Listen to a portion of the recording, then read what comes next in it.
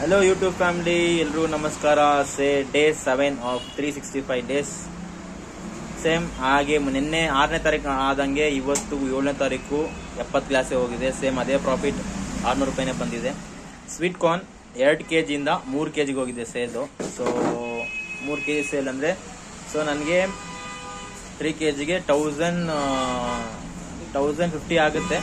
ಅದರಲ್ಲಿ ನನ್ನ material cost ತೆಗೆದ್ರೆ ಒಂದು 500 ತೆಗೆದ್ರೆ ನನಗೆ 500 ರೂಪೀಸ್ ಲಾಭ ಬಂದಿದೆ. ಮತ್ತು ಝೊಮೊಟೊ ಲಾಗಿನ್ ಮಾಡಿದೆ, ನಿನ್ನೆ ಮಾಡಿದೆ, ಝೊಮೊಟೊ ಹೋಗಿದ್ದೆ. ಸೊ ಫಸ್ಟ್ ಡೇ ಅಂದೋದ್ನು ನನಗೆ ಅಷ್ಟೇನು ಆಗಿಲ್ಲ. ಬಟ್ ಅದು ನಾನು ಮಾಡಿದ್ದು 350 ರೂಪೀಸು. ಸೊ 350ಗೆ 100 ಪೆಟ್ರೋಲ್ ಹಾಕಿದ್ದೆ. ಸೊ 50 ಹೋದರೆ ನನಗೆ 300 ರೂಪೀಸ್ ಲಾಭ ಝೊಮೊಟೊದಲ್ಲಿ.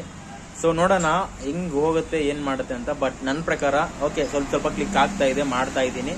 ಸೊ ನಮ್ಮ ಚಾಲೆಂಜಲ್ಲಿ ನಾವು ಮಾಡ್ತೀನಿ ಅಂತ ನನಗೆ ಅನಿಸುತ್ತೆ. ಸೊ ನಿಮಗೆ ಏನು ಅನ್ಸುತ್ತೆ ಅದು